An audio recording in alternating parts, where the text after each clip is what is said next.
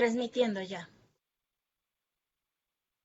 Hola, bueno, muy buenas tardes a todas y a todos. Bienvenidas y bienvenidos a este nuevo encuentro, a esta actividad, este ciclo de repensar la movilidad humana en América Latina y el Caribe. Esta es la séptima edición de esta actividad que estamos coorganizando desde 4 instituciones académicas de la región: el Instituto Gino Germani de la Universidad de Buenos Aires, el Instituto Mora de México, la Universidad Autónoma de la Ciudad de México y el Instituto de Justicia y Derechos Humanos de la Universidad Nacional de Lanús. Hoy tenemos un invitado especial, y es especial porque es el primer invitado que está hablando desde el otro lado del Océano Atlántico, español en Inglaterra, Diego Acosta. Eh, Diego es catedrático de Derecho Europeo y de Migraciones en la Universidad de Bristol, en Reino Unido. Es autor de muchísimas publicaciones en el tema y su último libro se llama The National versus the Foreigner in South America. Fue publicado en 2018 por Cambridge University Press. Diego viene trabajando hace muchos años en la región, en América Latina, estudiando temas de políticas migratorias, normativas, temas como la nacionalidad, uno de los temas centrales sobre los cuales va a hablar. Viene produciendo muchísima información sobre la legislación, sobre las políticas, sobre la realidad en la región. Pero me gustaría destacar también no solo su trabajo de investigación, de análisis, de reflexión, de docencia, de producción, sino su participación activa en muchísimas discusiones centrales que se están dando en varios países de la región en los últimos años en temas de reformas, ¿no? Reformas de legislación migratoria, por ejemplo, en Brasil en su momento, en Chile este año, en Colombia, en fin, en diferentes países, demostrando un poco como también en línea con las personas que hemos invitado a este ciclo, que combinan su trabajo académico con, de alguna manera, lo que decimos desde el sur, la militancia, ¿no? El ser trabajo activo, de poner la reflexión, el análisis al servicio de la transformación de las políticas y sobre todo cuando esa transformación tiene que ir en dirección de los respetos, el respeto y la garantía de los derechos de las personas migrantes y refugiadas. Así que nada, un placer como siempre estos encuentros, en este caso con Diego. Sin más, le voy a dar la palabra con la misma dinámica de siempre, unos 35, 40, 45 minutos de exposición por parte de Diego y luego preguntas, diálogo tanto de parte nuestra como de las personas que están siguiendo desde el Facebook del Instituto Mora esta actividad. Diego, muchísimas gracias, bienvenido, la palabra es toda tuya. Bueno, muchas gracias Pablo, muchas gracias Ana, Leticia y José por la invitación. Es un placer y un honor estar en el día de hoy con vosotros, así sea con la distancia que tenemos. Ojalá que en breve nos podamos encontrar también en persona y seguir debatiendo estos temas. Quería agradecer también a todos los presentes por acudir a esta cita. Me parece un evento interesantísimo. He visto otros seminarios y os doy mi enhorabuena por la iniciativa, ¿no? El título de mi presentación en el día de hoy se llama Tres aproximaciones críticas al derecho de inmigración y de nacionalidad en Sudamérica. No solo voy a tener una aproximación crítica, sino que también voy a intentar dar determinadas propuestas, no solo de tipo de investigación, sino también de tipo político o jurídico, para poder llevar a cabo ciertas reformas o propuestas de reformas jurídicas que creo que son importantes. En primer lugar, quería clarificar tres cosas antes de mencionar cuáles son esas tres aproximaciones críticas a las cuales me voy a referir, ¿no? La primera cosa que quería clarificar es que cuando hablo de Sudamérica, hablo de 10 países en Sudamérica. Hablo de todos ellos, excepto de Surinam y Guyana, porque tiene una historia colonial, jurídica, de migración completamente diversa. En segundo lugar, quería clarificar que muchas de las cosas que voy a decir también son aplicables a los 6 países que hablan castellano en Centroamérica, a México también y en menor medida tal vez a la República Dominicana y a Cuba. Por lo tanto, en algunos casos me referiré a 19 países. También haré alguna mención rápida a otros países del Caribe que no son República Dominicana y Cuba, y que me parece que en algunos aspectos tienen también instrumentos jurídicos muy interesantes y que habría que conversar también con ellos, mantener ese diálogo entre, por ejemplo, CARICOM o la Organización de Estados Caribeños con otras instituciones como Mercosur, Comunidad Andina, etcétera.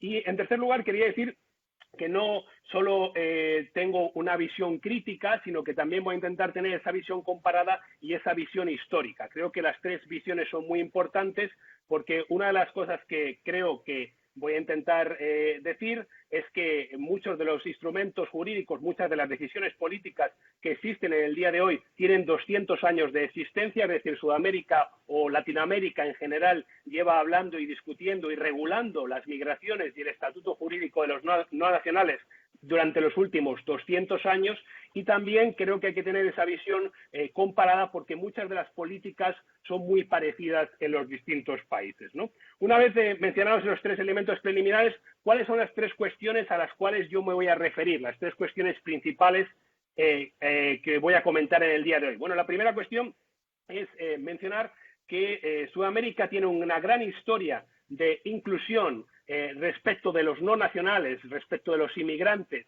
desde el punto de vista histórico, pero también tiene una gran historia de exclusión de los no nacionales, ¿no? Una gran historia de exclusión que comienza ya a inicios del siglo XIX y que tiene un pico importante entre finales del siglo XIX y finales del siglo XX, ¿no? Voy a referirme a esa historia de inclusión y también de exclusión, porque creo que muchos de esos aspectos históricos nos ayudan a entender el momento actual en la región. En segundo lugar, quiero mencionar que esa historia de exclusión es muy clara cuando nos referimos al derecho de nacionalidad. Y aquí creo que es un tema que tal vez no ha sido tan debatido en el contexto de estudiosos de las migraciones en la región. Creo que el tema del acceso a la nacionalidad, de los derechos de los nuevos nacionales y de la permanencia jurídica de ese estatus de los nuevos nacionales es muy importante, y me referiré a esos elementos que creo que muestran muy claramente cómo hay también elementos históricos de discriminación en lo que se refiere al acceso a la nacionalidad. Y en tercer lugar me voy a referir a la categoría intermedia, que siempre ha sido una categoría intermedia también históricamente entre el nacional y el extranjero, que es la categoría históricamente del ciudadano hispanoamericano y en el contexto actual, en el caso sudamericano, del ciudadano sudamericano, ¿no? Bueno, empezaré con el primer punto que, como decía, es este punto de esta gran historia de inclusión, pero también de exclusión que tenemos en la región. Yo creo que la gran narrativa sudamericana, que también se puede aplicar a otros países de la región, es esa narrativa de inclusión, ¿no? Esa narrativa de que siempre hubo fronteras abiertas frente a las migraciones, ¿no? Es una narrativa que escuchamos no solo en el discurso a veces académico, sino también en el discurso político. El último ejemplo que podríamos mencionar es el de Pepe Mújica, ¿no? Y esa narrativa es cierta en algunos aspectos, pero la realidad histórica es mucho más compleja que una apertura completa frente a las migraciones en el contexto sudamericano en los últimos 200 años. Si uno va al inicio, a la época de la independencia, nos damos cuenta cómo desde el primer momento los nuevos estados emergentes, las nuevas 9 repúblicas y la monarquía, en el caso de Brasil, emergentes, 9 estados emergentes que tenían que construir los estados, pero también construir la nación, tienen un gran interés desde el principio en atraer extranjeros. Y de hecho, bueno, es conocida obviamente la frase de gobernar es poblar de Alberdi de 1852, pero mucho antes, ya desde el 1811, en la primera constitución venezolana de 1811, que tiene un periodo de vigencia muy corto, en esa primera constitución ya se introduce un artículo que después será copiado por todos los países de la región, en el cual se establece que los extranjeros de cualquier nación tienen derecho de entrada, derecho de residencia e igualdad de derechos civiles con los nacionales. Es decir, derecho de entrada, derecho de residencia, apertura total de fronteras. Esos artículos se van replicando en otros decretos, por ejemplo, el 4 de septiembre de 1812 en Argentina, o más tarde en la primera Constitución, que digamos tiene una vigencia importante, que incluye este artículo, que es la Constitución colombiana, la llamada Constitución de Cúcuta de 1821, adoptada en el Congreso de Cúcuta, y en el cual también se eligió por votación como presidente de la Gran Colombia a Simón Bolívar. en ese Congreso y en esa Constitución de Cúcuta de 1821 se incluye, ¿no?, esa cláusula de apertura de fronteras, ¿no? Los extranjeros de cualquier nación del mundo tienen el derecho de entrada, el derecho de residencia e igualdad de tratos con los nacionales. E insisto, esas cláusulas se empiezan a difundir por toda la región y todos los países de la región empiezan a adoptar esa misma cláusula, esos mismos principios, o bien a nivel constitucional o bien a nivel de leyes de menor rango jerárquico, ¿no? Bueno, uno podría pensar que esa apertura frente al extranjero era una apertura de carácter humanista o de carácter cuasi kantiano, ¿no? Pero eso no está más lejos de la realidad. De hecho, la apertura de fronteras tenía que ver con tres motivos fundamentales. Por un lado, era un proyecto racista o racial, ¿no? Lo que se buscaba con la llegada de extranjeros era el blanquear poblaciones que eran de carácter mixto, afrodescendientes, indígenas y criollos, ¿no? Esto queda muy claro en muchísimos de los discursos, no solo políticos escritos, sino también parlamentarios.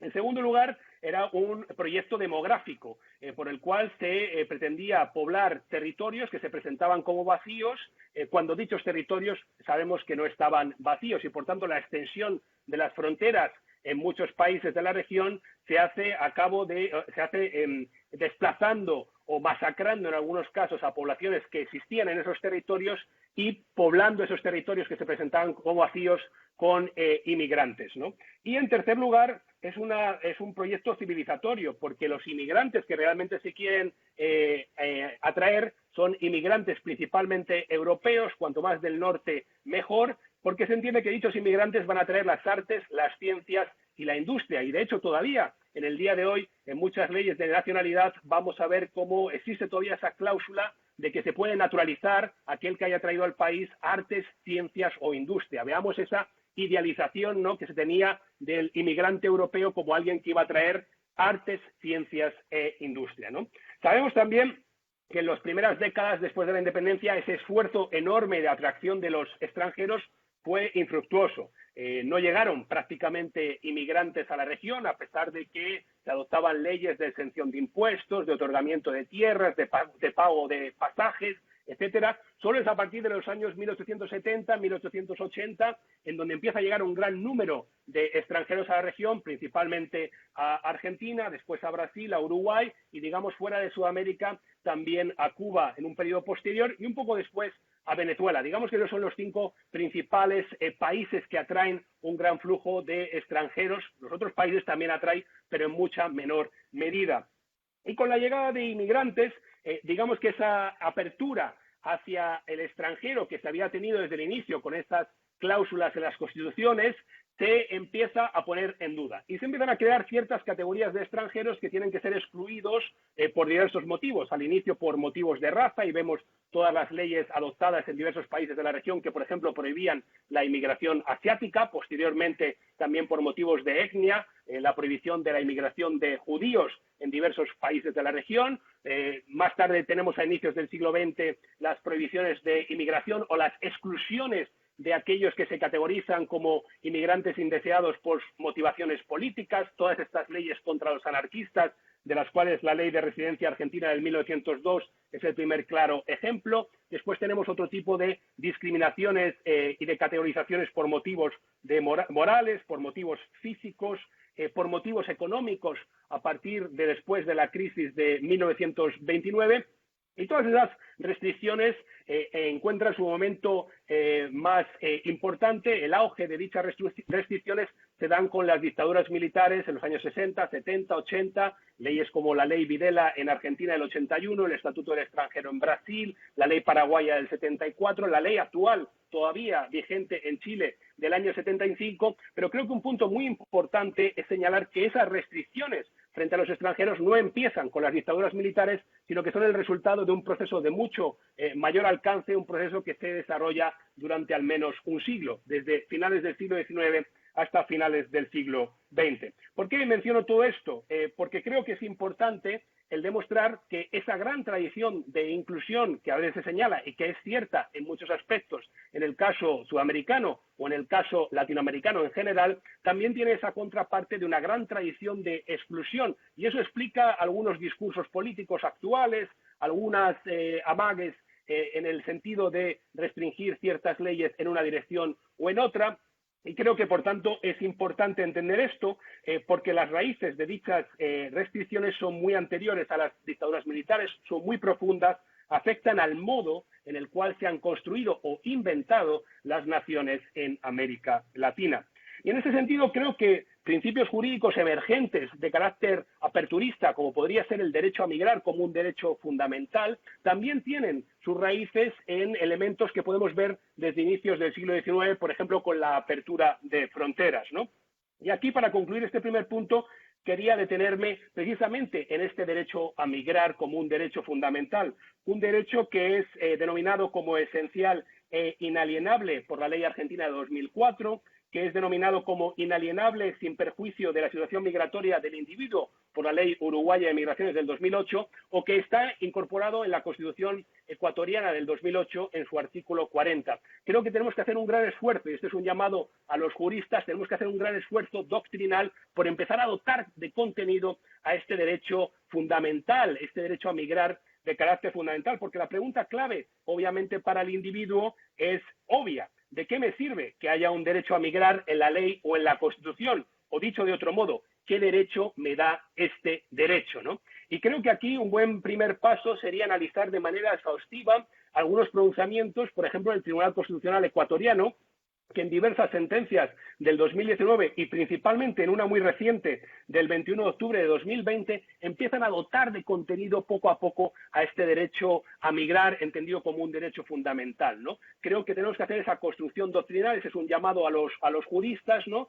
Ya hay algunos artículos que empiezan en esa dirección, pero creo que tenemos que profundizar mucho más, hacer ese abordaje doctrinal de qué incluye este derecho fundamental a migrar y hacerlo de manera paralela a cómo las Cortes lo vayan desarrollando, principalmente en Ecuador, pero también en el caso argentino, ver si hay casos, o en el caso uruguayo, ¿no? Bueno, ese es mi primer punto, por tanto, una gran historia de inclusión, pero también una gran historia de exclusión en la región que afecta al modo en el cual las migraciones se regulan en la actualidad. Y creo que ese elemento de una gran historia de exclusión se ve claramente reflejado en mi segundo punto, ¿no?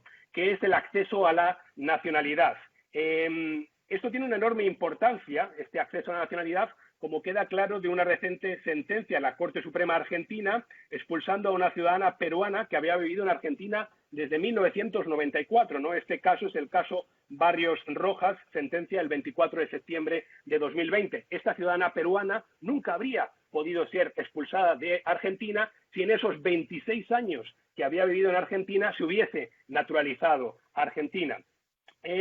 Y aquí hay tres problemas históricos que creo que hay que tomar muy en serio, a los cuales me voy a referir, y que creo que tal vez no han sido tomados tan en serio en la academia y también en el nivel político en la región, tal vez por dos motivos. En primer lugar, porque, como sabemos, con la excepción de Colombia, desde el año 1886, y con la excepción más reciente de República Dominicana, en toda la región existe el jus soli absoluto, es decir, el que nace en el territorio es nacional de dicho país.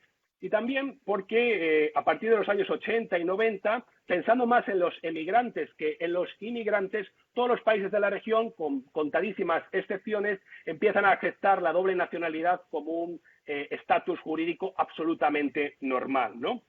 Pero esto ha hecho tal vez que se hayan tapado tres problemas que también son de carácter histórico y que creo que son muy importantes. Estos problemas, cuando nos referimos al derecho a la nacionalidad, son los siguientes. En primer lugar, la dificultad en el acceso a la naturalización. En algunos casos estamos hablando no de dificultad, sino de imposibilidad jurídica. Por ejemplo, en el caso uruguayo, uno no se puede naturalizar uruguayo. Lo máximo a lo que uno puede aspirar es ser ciudadano legal uruguayo. En el caso de Colombia o de Perú, la mayor parte de los venezolanos que residen en el país con permisos temporales, dichos permisos temporales no cuentan para el número de años que tienen que permanecer en el país antes de pedir la nacionalidad, con lo cual en algunos casos estamos ante imposibilidades jurídicas, ¿no?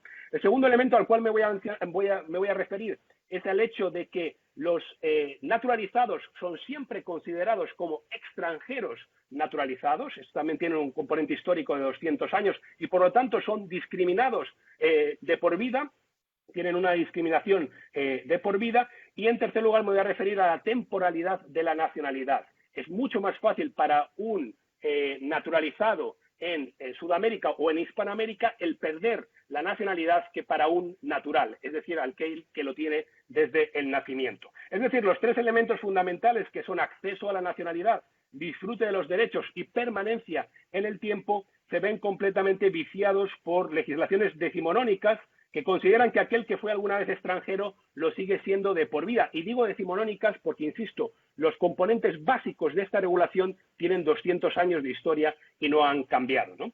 El primer punto que quería mencionar, por tanto, dentro del acceso a la nacionalidad o dentro de la nacionalidad es el acceso a la misma, es decir, la naturalización.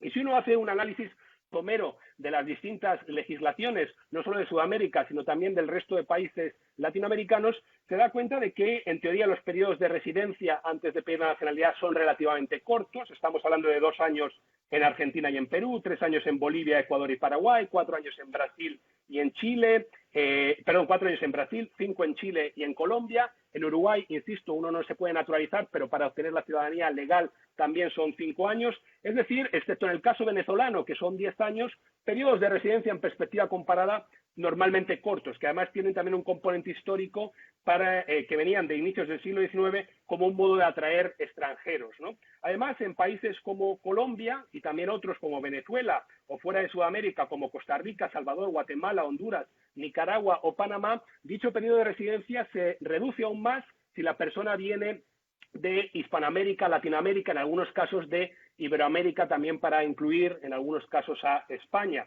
Además, como mencionaba antes, la doble nacionalidad se acepta normalmente, con lo cual no hay que perder la nacionalidad de origen para naturalizarse, con algunas excepciones como el ejemplo de México. Y en teoría los requisitos de acceso a la nacionalidad son bastante sencillos de cumplir. Incluso hay una sentencia interesantísima, muy reciente, en el caso argentino de la Corte Suprema de febrero de este año, el caso Liu Cairón, en el cual la Corte Suprema Argentina dice que no hace falta ni siquiera hablar español para naturalizarse argentino, porque eso no está incluido como un requisito en la ley de nacionalidad argentina. El resto de requisitos son absolutamente normales en perspectiva comparada. Insisto, si uno hace una primera lectura somera de las leyes de nacionalidad, se incluyen, bueno, jurar lealtad, tener conocimientos de historia, geografía o constitución, del idioma, buen comportamiento, no presentar una amenaza, requisitos absolutamente normales en perspectiva comparada. Sin embargo, nadie obtiene la nacionalidad en Sudamérica. Y cuando digo nadie, digo nadie. Los datos son absolutamente irrisorios, ¿no? Fíjense, desde 2006 a 2018 hablamos de 3.770 personas que han obtenido la ciudadanía legal en Uruguay.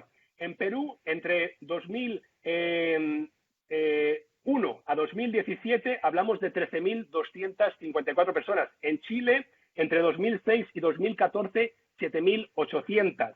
En Colombia o en Paraguay, los números, por ejemplo, Colombia, los datos que tengo, 2010-2011, 220 personas. En Paraguay, entre el año 96 y el 2013, 776 personas. En el caso argentino, que tiene 2,2 millones de extranjeros, en los últimos 5 años una media de 5.000 personas por año, lo cual quiere decir un 0,2% de la población total de extranjeros en Argentina. Si uno compara estos datos con, por ejemplo, España, la comparación es absolutamente, el contraste es absolutamente notable, por decirlo de manera suave. Entre 2010 y 2019, en España, se naturalizaron por residencia 655.000 sudamericanos, de los cuales 190.000 ecuatorianos, más de 150.000 colombianos, casi 90.000 bolivianos, más de 75.000 peruanos, más de 42.000 argentinos, más de 28.000 venezolanos. Es decir, solo por residencia y solo en España es posible que haya más argentinos que se hayan naturalizado en los últimos 10 años que extranjeros que se hayan naturalizado no solo en España, en Argentina, sino en toda la región de Sudamérica. Es decir, estamos hablando de un contraste absolutamente brutal. Pero es que además, si incluimos el resto de países de Latinoamérica, estamos hablando de 780.000 personas que han obtenido la nacionalidad española. Si incluimos América Central, México, Cuba y República Dominicana, estamos hablando de 780.000 personas que han obtenido la nacionalidad en España en esos 10 años. Pero es que además, en la última ley de judíos sefardíes, por los cuales aquellos que pueden probar descendencia de los judíos sefardíes que fueron expulsados de la península ibérica hace 5 siglos, si vemos los datos de las 155.000 solicitudes que ha habido para obtener la nacionalidad española, la mayor parte provienen de América Latina. Y de los 15.000 que ya han sido concedidas, La mayor parte provienen de México, con más de 4.000, seguida de Venezuela, con más de 3.000, seguido de Israel, en tercer lugar, y luego Colombia y Argentina, con más de 1.000 casos cada uno. Es decir, estamos hablando de que en los últimos 10 años se han naturalizado más de 800.000 latinoamericanos solo en España. Con lo cual no podemos hablar de una situación en la cual los gobiernos latinoamericanos tengan miedo a la posible dualidad de lealtades que una persona con doble nacionalidad tenga, cuando vemos que hay un enorme número de personas naturalizándose en un país como España, y aquí no estoy incluyendo Estados Unidos, Canadá, Italia, Reino Unido, Francia, otros países donde también hay un número importante de latinoamericanos naturalizándose. Por tanto, aquí hay algo que no cuadra y creo que el investigador debe preguntarse qué es lo que está pasando. ¿Por qué hay un número tan bajo de naturalizaciones? O tal vez quiénes son los privilegiados que consiguen acceder a la naturalización en los distintos países de Latinoamérica. Hay varias hipótesis que creo que hay que analizar de manera empírica. Una hipótesis habitual, es decir, sobre todo en el caso sudamericano, que dado que existe el acuerdo de residencia Mercosur y también instrumentos por parte de la comunidad andina, no es tan importante naturalizarse porque la persona puede obtener la residencia. Bueno, hay un dato triste, sin embargo, que es el siguiente: Sudamérica solo expulsa sudamericanos. Y cuando uno ve los datos de expulsiones que tienen los países sudamericanos, vemos cómo se expulsan principalmente a sudamericanos. Hace unos minutos, antes de empezar esta reunión, me ha llegado un email de un informe nuevo del CAREF, de María Inés Paseca y otros autores, en los cuales estos datos de expulsiones de Argentina se ve claramente como Argentina expulsa sudamericanos, principalmente sudamericanos, ¿no? Con lo cual, el tener residencia Mercosur no es una garantía de protección frente a la expulsión. Además, en algunos países como Argentina, a través de la adopción del decreto de necesidad de urgencia, se ha facilitado la expulsión también de ciudadanos regionales. Creo que hay otros motivos que son mucho más preocupantes y que no han sido lo suficientemente analizados y que merecen serlo, que explican tal vez el bajo número de naturalizaciones en la región. Como mencionaba anteriormente, en algunos países naturalizarse es jurídicamente imposible. Por ejemplo, en Uruguay, o en otros casos lo es para la mayoría de los extranjeros. Por ejemplo, en Perú y en Colombia para los ciudadanos venezolanos. Cuando digo jurídicamente imposible, digo jurídicamente imposible. En el caso colombiano, si uno analiza más en detalle, vemos como la Constitución dice que si uno viene de Latinoamérica o del Caribe, en teoría, con estar domiciliado en Colombia durante un año, uno puede obtener la nacionalidad, con lo cual es un periodo corto de residencia. El problema viene cuando uno empieza a analizar en detalle qué significa estar domiciliado en Colombia. Y vemos que para estar domiciliado en Colombia, ese periodo de residencia se tiene que contar a partir de que uno obtenga la visa de residente. Y cuando empezamos a ver las categorías de no nacionales que pueden obtener la visa de residente, empezamos a ver que hay problemas ahí. Otros países también tienen el requisito de un determinado tipo de residencia antes de empezar a contar el número de años necesarios para naturalizarse. Por ejemplo, en el caso brasileño, cuyo artículo 221 del reglamento a la ley de migraciones establece que uno tiene que tener la residencia por plazo indeterminado. En muchos países la naturalización no constituye un derecho, tan solo en Argentina, Chile y en Uruguay, insisto, solo para obtener la ciudadanía legal. Con lo cual ya vemos discrecionalidad en los actores que otorgan la nacionalidad. Por ejemplo, en el caso de Bolivia, Ecuador o Perú es el Ejecutivo, o en el caso de Colombia el Ministerio de Asuntos Exteriores. Muchos aspectos que en la letra de la ley parecen no discriminatorios, creo que pueden ser discriminatorios en la práctica si uno hace un análisis profundo del tema. Hay que empezar a ver la discrecionalidad de ciertos actores, por ejemplo, la policía, en el caso brasileño. Hay que ver también el acceso a determinados documentos, antecedentes penales, documentos de requisitos de idioma, de conocimientos del país. ¿Cuántas veces, por ejemplo, se facilitan los exámenes para demostrar que uno tiene conocimientos del país? ¿Cuánto cuestan dichos exámenes en los diferentes países? ¿Cómo de difícil es superar dichos exámenes? Necesitamos estadísticas mucho mejores de peticiones, denegaciones y de los motivos de denegación. Y necesitamos más información, pero también necesitamos más investigación. Y aquí mi llamamiento es obviamente a antropólogos, a sociólogos, a juristas, a politólogos, para analizar este tema que es realmente llamativo. Ayer yo estaba atendiendo una conferencia en la cual se analizaban diferentes regiones del mundo y el caso latinoamericano emergía como uno muy llamativo por esa baja naturalización. Y ahora, en este momento actual, es mucho más importante que nunca por el importante número de inmigrantes, por primera vez en muchos años, que tenemos en la región, que obviamente son principalmente venezolanos, ¿no? En segundo lugar, cuando hablamos del derecho a nacionalidad, tenemos que ver también que nos encontramos con esta figura jurídica, que tiene también 200 años de existencia, que es una figura jurídica que es una dicotomía en sí misma, un oxímoron, ¿no? Es la figura jurídica del extranjero naturalizado. Es decir, durante 200 años al naturalizado se le ha seguido poniendo la palabra extranjero antes que el adjetivo naturalizado. Extranjero va antes que naturalizado. Y eso se ve en el ejercicio de derechos que pueden llevar a cabo estos nuevos nacionales, que son siempre discriminados frente a los naturales.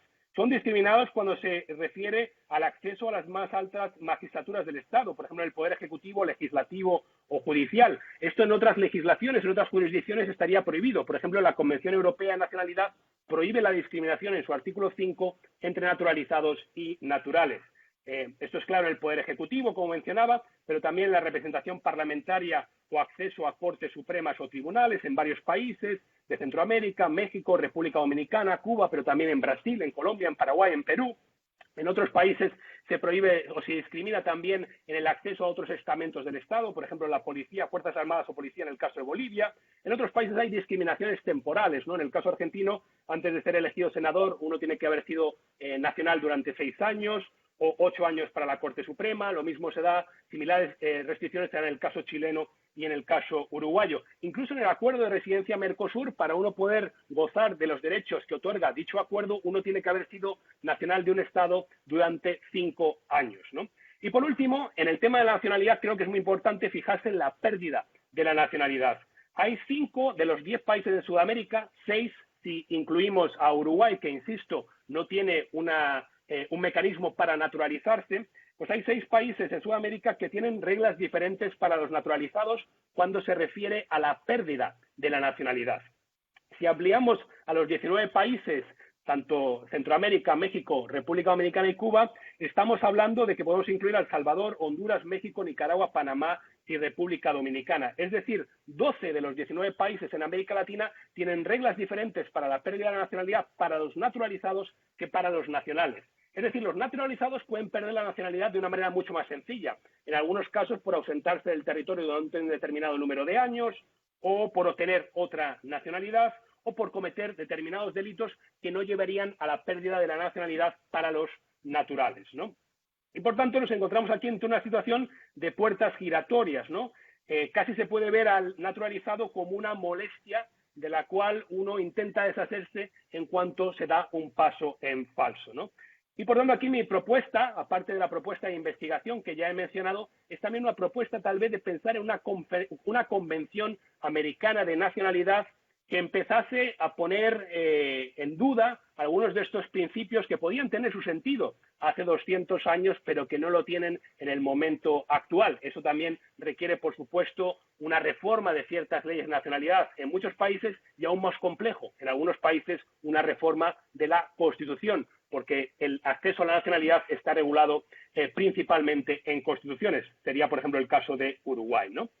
Y mi tercer punto se refiere a esta categoría intermedia entre el nacional y el extranjero, que históricamente fue el ciudadano hispanoamericano. En el libro que mencionaba Pablo, que escribí en 2018, le dedico un capítulo entero a cómo en el siglo XIX se empieza a construir esa figura jurídica del ciudadano hispanoamericano que está entre medias entre el nacional y el extranjero y que tiene un trato preferencial en muchos aspectos, ¿no? Y creo que hay que profundizar en esta construcción del ciudadano sudamericano de los últimos 20 años y creo que el momento actual es propicio porque se cumplen muchos aniversarios de momentos importantes, ¿no? En este año y en los próximos 2 años, ¿no? Por ejemplo, en el 2022 se cumplirán 200 años del primer acuerdo bilateral entre Colombia y Perú que establecía que los peruanos en Colombia eran tratados como colombianos y los colombianos en Perú eran tratados como peruanos. El año pasado se cumplieron 50 años del inicio de la Comunidad Andina. El año que viene se van a cumplir 30 del Mercosur.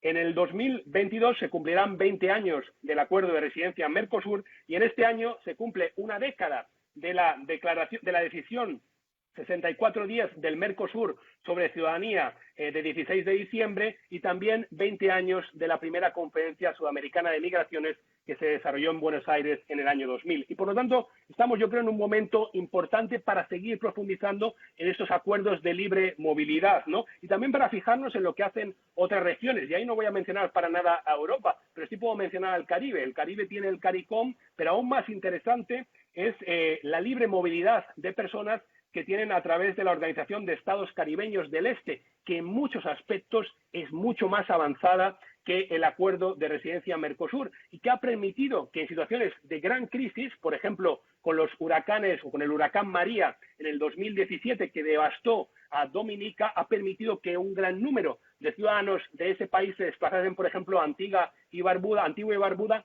no bajo cláusulas humanitarias o de refugiados medioambientales, etcétera, sino como libre movimiento dentro de un acuerdo de libre movilidad regional, ¿no? Y aquí creo que hay tres elementos también en los cuales hay que profundizar y también hago ese llamado, digamos, a la investigación, pero también a pensar cómo podemos profundizar en esos elementos desde un punto de vista político y jurídico. El primer elemento es el elemento de la entrada a los países, ¿no?, de la circulación bajo el acuerdo de residencia Mercosur. El segundo elemento es el elemento de la expulsión. Y el tercer elemento es pensar qué se hace con los ciudadanos extrarregionales, ¿no?, lo cual viene unido también a las dificultades que mencionaba anteriormente para naturalizarse. En primer lugar, el derecho de entrada, ¿no? Como sabemos, el acuerdo de residencia Mercosur establece un derecho de residencia, pero no un derecho de entrada. Y eso es un aspecto que ha sido criticado, ¿no?, por muchos estudiosos y que también ha sido tenido en cuenta en algunas propuestas para la mejora del acuerdo de residencia Mercosur. Por ejemplo, había esta propuesta de acuerdo único migratorio del Mercosur, que tuvo algunos borradores en el año 2016 y que luego se perdió con el cambio de gobierno en Argentina y que ojalá se pudiese recuperar en el momento actual, ¿no? Esa propuesta de acuerdo único migratorio del Mercosur ya establecía un derecho de circulación que no existe en el actual acuerdo de residencia Mercosur. También no solo eso, no solo es el derecho de entrada, sino también los derechos de acceso al propio permiso de residencia bajo la categoría Mercosur. Creo que hay que ver muy claramente el tema de las tasas, el tema de los requisitos y el tema de ver por qué hay un gran número de personas todavía en la región que aun pudiendo tener acceso, eso varía obviamente de país a país, pero aun pudiendo tener acceso en teoría a un permiso de residencia Mercosur, sin embargo no lo consiguen en la práctica. El segundo elemento al cual me quiero referir es el elemento de la expulsión, ¿no? Como mencionaba anteriormente, Sudamérica básicamente expulsa a ciudadanos sudamericanos y el acuerdo de residencia Mercosur, si bien en su articulado, en el artículo 8, establece que hay que tener en cuenta restricciones excepcionales impuestas por razones de orden público y de seguridad pública, si luego uno analiza las diferentes leyes de migración en la región, se da cuenta de que no hay un estatus jurídico más seguro para los nacionales de la región, ¿no? Y, de hecho, como mencionaba anteriormente, a través, por ejemplo, del decreto de necesidad de urgencia en Argentina, se facilitó la expulsión no solo de no nacionales en general, sino también, por supuesto, de no nacionales viniendo de diferentes países de la región. En el proyecto de acuerdo de 2016 también se mencionaba que toda decisión de expulsión o deportación debería cumplir con las normas que garanticen el debido proceso de acuerdo con la legislación aplicable en cada estado. Pero yo creo que hay que ir mucho más allá, porque este requisito de debido proceso ya lo tenemos, por ejemplo, en el Convenio de Derechos Civiles y Políticos, ¿no? Y por lo tanto no necesitamos inventarnos nada más. Creo que hay que ir más allá para garantizar que los ciudadanos Mercosur, los ciudadanos regionales, tienen un estatuto jurídico seguro, una protección segura más fuerte en su residencia. Y ahí creo que se puede ver también lo que hacen otras regiones y se puede ver también jurisprudencia comparada, en este caso creo que sí, de la Corte Europea de Justicia, no solo en cuanto a lo que respecta a ciudadanos europeos, sino también en lo que respecta a ciudadanos que tienen residencia permanente en la Unión Europea. Yo participé en un caso que se llama el caso López Pastuzano, en el cual un ciudadano colombiano con residencia permanente, o como se llama en el argot de la Unión Europea, residencia de larga duración, había cometido un delito que no era una gran gravedad, y al ser ciudadano con residencia permanente tenía una protección extra en su seguridad jurídica y por tanto no podía ser expulsado, ¿no? Y bueno, ahí ya me voy a referir al último punto dentro del acuerdo de residencia Mercosur, que es ver qué hacer con los ciudadanos extra-Mercosur. Y cuando hablo de ciudadanos extra-Mercosur, no hablo necesariamente de ciudadanos que no sean sudamericanos, porque aquí vemos también una gran divergencia en la aplicación práctica. Yo, como mencionaba Pablo, y también con Pablo, de hecho, hemos estado involucrados en algunos debates en Chile y hemos visto como Chile, por ejemplo, en su nueva ley de migraciones, por todos los medios ha intentado evadir la obligación de aplicar el acuerdo de residencia Mercosur y de incluirlo dentro de su articulado en la nueva ley de migraciones. De hecho, Chile solo aplica el acuerdo de residencia Mercosur a un determinado número de estados sudamericanos y no lo aplica ni a Colombia, ni a Perú, ni a Ecuador. Eso ha llevado a que Colombia en el año 2019 deje de aplicar el acuerdo de residencia Mercosur a ciudadanos chilenos. La mayoría de los países no lo aplica a Venezuela, tan solo Argentina y Uruguay, y en menor medida Brasil, a través de una norma que no es la ley, y Ecuador tenía, digamos, dentro de la Ley Orgánica de Movilidad Humana también la categoría de ciudadano sudamericano, que con la introducción de visas a venezolanos ha perdido gran parte de su sentido, ¿no? Hay otros países que lo aplican, por ejemplo, a Surinam y Guyana, como por ejemplo Argentina y Uruguay, y también en menor medida Brasil y Ecuador. En algún momento, altos funcionarios del gobierno brasileño hablaron de aplicar el acuerdo de residencia Mercosur a ciudadanos de Haití, porque eso hubiese resuelto absolutamente el estatus jurídico de dichos ciudadanos. Y insisto, como mencionaba anteriormente, uno tiene que esperar 5 años al naturalizarse en un país de la región para poder gozar de los derechos que le otorga el acuerdo de residencia Mercosur, ¿no? Por tanto, creo que aquí también hay que pensar en qué hacer con los ciudadanos extrarregionales. Primero, también pensar en ampliar a toda la región el acuerdo de residencia Mercosur, pero luego también pensar qué hacer con los ciudadanos extrarregionales. Y ahí también había propuestas que venían en este proyecto de acuerdo único migratorio del Mercosur de 2016, por ejemplo, en su artículo 3, pero también hay propuestas que vienen de la Comunidad Andina, por ejemplo, el Estatuto Andino de Movilidad del Parlamento Andino, que no es vinculante, tiene propuestas en ese sentido, y también una propuesta que está parada sobre un nuevo estatuto migratorio andino, también tenía propuestas para regular a los residentes no andinos en su ámbito material, ¿no? Por tanto, voy a concluir a modo de resumen diciendo de nuevo que he analizado 3 elementos que me parecen claves, sobre los cuales hay que investigar más y sobre los cuales hay que avanzar, no solo a nivel de investigación desde diversos ámbitos de la academia, sino también a nivel de proposición de nuevos instrumentos jurídicos o de modificación de instrumentos jurídicos ya existentes o de interpretación de los instrumentos jurídicos que ya tenemos, como me refería en el derecho a migrar, ¿no? Todos estos elementos que he mencionado tienen raíces históricas y son aplicables a todos los países de la región, ¿no?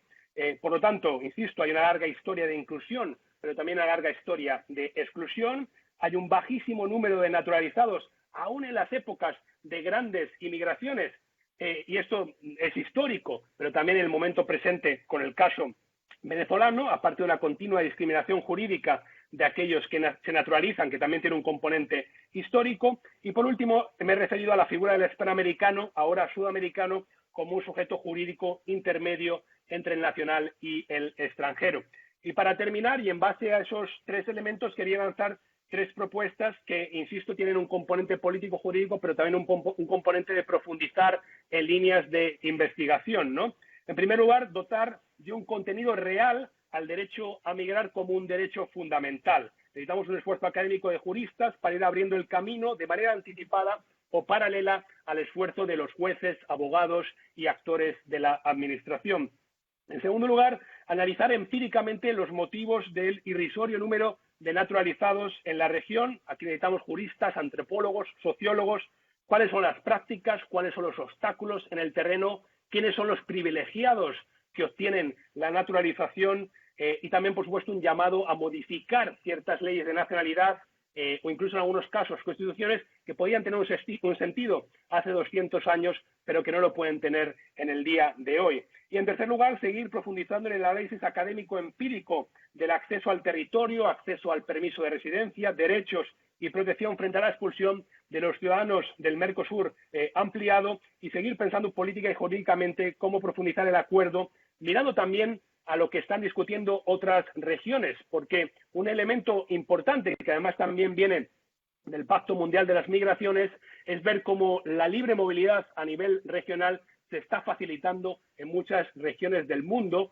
fuera de Sudamérica y fuera de Europa. He mencionado el Caribe, pero se podrían mencionar otras como el espacio postsoviético, diversas acuerdos regionales en África y en otros organismos, por ejemplo, en los países del Golfo, etcétera, ¿no? Entonces creo que estos 3 puntos son muy importantes para pensar tanto académicamente como jurídica y políticamente. Muchas gracias. Gracias, Diego Acosta. Excelente exposición. Vemos tu enfoque, tus detalles. A mí me gustaría iniciar el debate también poniendo en tema algunos elementos que tienen que ver con la construcción de los estados, de las comunidades políticas en América Latina.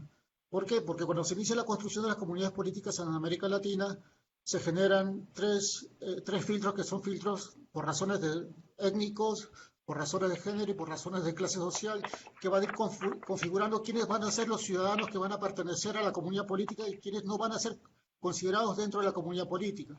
Y aparte de eso, los que son considerados dentro de la comunidad política son criollos de descendencia europea y educados, alfabetos, que pagan impuestos, y el resto de la gente, mujeres, indígenas, mestizos, quedan fuera de la categoría de la nacionalidad y fuera de la categoría de la ciudadanía. Y son estas élites las que van a construir las instituciones políticas. Y en este sentido, a estas élites se les van a poner otras élites progresistas y se va a generar así la dicotomía entre élites progresistas y élites conservadoras. Y han sido las élites conservadoras las que han marcado generalmente las políticas, la construcción de las instituciones que marcan la política migratoria en América Latina. En ese sentido, vemos desde mi punto de vista de que no se generó una idea de ciudadanía, de nacionalidad, de ciudadanía como de las instituciones por lógicas y narrativas conservadoras. Ese sería mi primer elemento. El segundo elemento que pondría sobre la mesa es que una vez que se construyen movimientos sociales que llenan el espacio político, se va a generar una situación de comunidades políticas o de nacionalidades preciadas y no preciadas. Por ejemplo, hoy en día, cuando yo era peruano, tuvimos el problema del terrorismo, tuvimos el problema de la inflación, y nadie quería en el mundo admitir a peruanos, y era una vergüenza ser peruano para muchos. Cosa que pasó también con Colombia, con la cuestión del problema que tuvieron, y eso me interesaría poner sobre la mesa, en el sentido que puede explicar por qué tan poco se quieren naturalizar peruanos y por qué tantos peruanos se quieren naturalizar españoles. Con esos elementos yo abriría la discusión y le doy el paso a mis colegas. Ana Paula, por favor. Bueno, con Diego venimos ya hace bastante tiempo discutiendo muchas de sus ideas, de sus hipótesis. La verdad que a mí lo que me gusta, sobre todo el trabajo que estás haciendo, Diego, es que nos permite entender a los que trabajamos en una clave más nacional, nos permite realmente entender las grandes tendencias, ¿no? Y la verdad es que yo quiero insistir en los dos aspectos que marca José Luque, que tal vez me gustaría que charles un poco más de estos aspectos, que son los aspectos políticos, ¿no? O sea, cuando hablamos de nacionalidad, básicamente lo que está en juego es quiénes pertenecen o no a la comunidad política y cómo se da esa inclusión dentro de la comunidad política. En Argentina había, digamos, en las prácticas administrativas había una interpretación que de hecho la revierte la Corte Suprema diciendo que las personas argentinas son personas argentinas, o sea, los que tienen la nacionalidad, no importa cómo la obtienen, digamos, tienen, por ejemplo, en relación a el derecho al sufragio pasivo, o sea, la posibilidad de representar, eso se zanja en Argentina. Y me parece que ahí hay como todo un debate súper interesante respecto de cómo se estamenta la ciudadanía en su interior. Y sí creo que es un aspecto que hay que considerar para explicar como si vos querés el aspecto súper conservador y tradicional que sigue teniendo el debate sobre nacionalidad. Y un aspecto que vos no mencionaste, que yo sé que sí trabajás, es como este uso indistinto de ciudadanía y nacionalidad como si fueran sinónimos, ¿no? O sea, ese uso indistinto es tiene un sentido político, y es que se entienda que los que no son nacionales no son ciudadanos, en el sentido más profundo del término. Entonces, tal vez, nada, me gustaría escuchar algo más sobre esto. El otro aspecto que también me parece un aspecto central, y creo que es algo que habla de la progresividad de estas discusiones o del carácter histórico, de la historización de la discusión sobre nacionalidad, es esto que de alguna manera también ya planteaba José Luque, que es hay ciudadanías que se quieren, ¿no? Hay como una especie de legado colonial, postcolonial, dentro del debate sobre las nacionalidades, que me parece que hay que trabajarlo, hay que pensarlo, y sobre todo creo que hay usos estratégicos de la nacionalidad y de las nacionalidades y de la doble nacionalidad que también tenemos que meter dentro de nuestras variables de análisis de por qué unas avanzan, otras no, unas son requeridas y otras no. Sí, o sea, me parece que ahí hay como todo un debate muy lindo. Estoy pensando en los trabajos de Pablo Mateos, ¿no? Que es un colega que trabaja en México. Él está pensando la dinámica de la ciudadanía múltiple como una dinámica específica que marca un tiempo también generacional, ¿no? Yo que trabajo más en el cara a cara con líderes y referentes migrantes y organizaciones de migrantes, yo te digo, hay una diferencia de generaciones.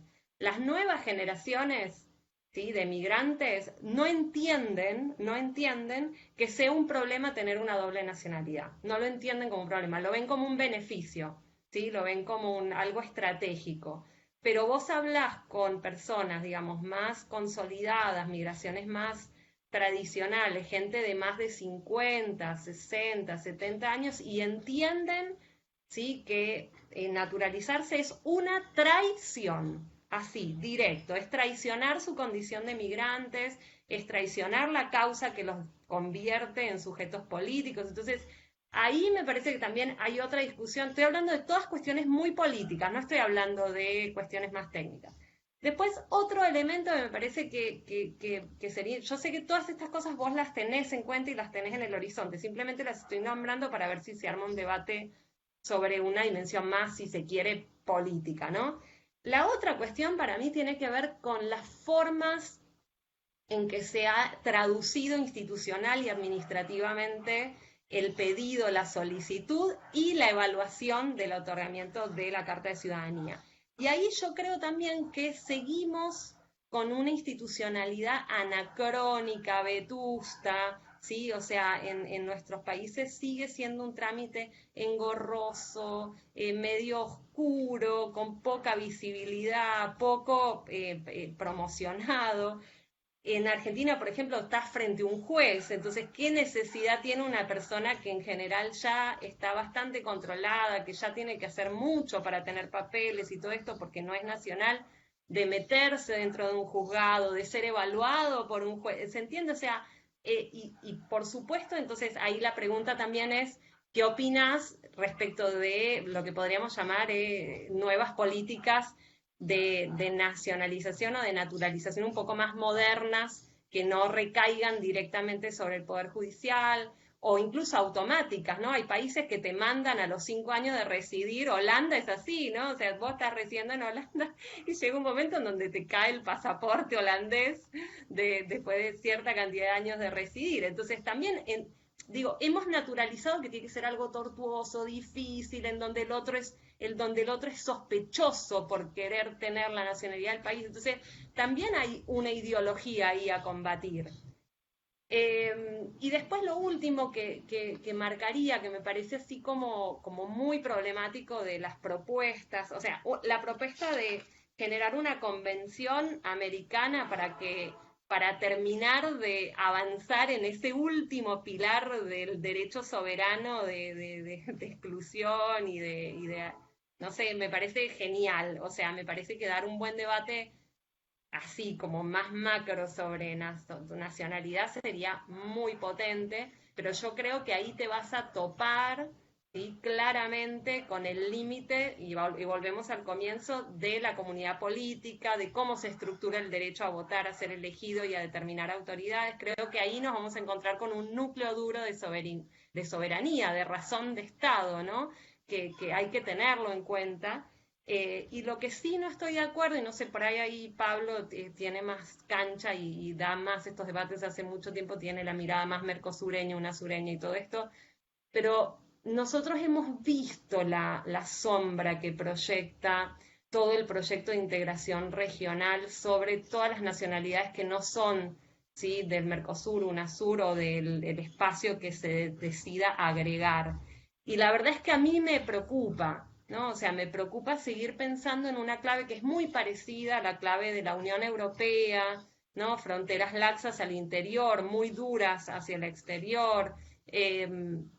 Justo además para el caso de personas que realmente necesitarían naturalizarse para garantizarse papeles, acceso. Entonces, a mí me hace como mucho ruido cuando vos lo llevas a un lugar así más de integración regional, porque yo veo la sombra que proyecta, ¿no? O sea, y esas sombras que proyecta son realmente complejas, dolorosas para las personas que tienen digamos, la tragedia totalmente, porque esa tragedia es algo que les cae encima de no poder optar dónde nacer, o uno no elige dónde nace, ¿no? Entonces me parece que hay algo ahí cuasi feudal que los mecanismos de regionalización reproducen, y a mí particularmente me parece que si pensamos una convención debería ser más que una convención americana, debería ser una convención internacional sobre nacionalidad y entender la nacionalidad como un derecho, cosa que para nosotros es un ABC,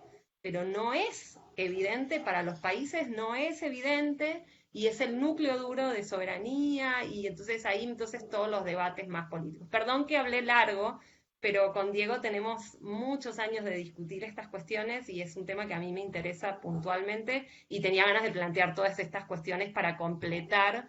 Insisto que Diego trabaja estas cuestiones también y que eligió algunos ejes para poder hacer una presentación muy exhaustiva en tan poco tiempo, ¿no? Eso. Gracias, Ana Paula. También es importante decir que el proyecto de ley migratoria del gobierno de Piñera fracasó en Chile, lo cual es una gran noticia para los migrantes. Le doy la palabra a la doctora Leticia Calderón, por favor. Diego, mucho gusto y qué interesante tu presentación, muchísimas gracias.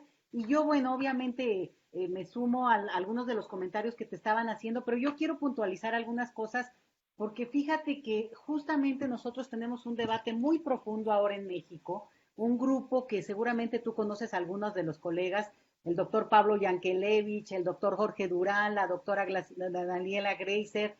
O sea, hay gente que está trabajando esos temas desde la perspectiva más histórica, algunos más desde la sociología política, como es mi caso, y la verdad es que nos viene súper a bien, así, perfecto, ¿no? Todo lo que tú estás presentando ahora y tu propia obra.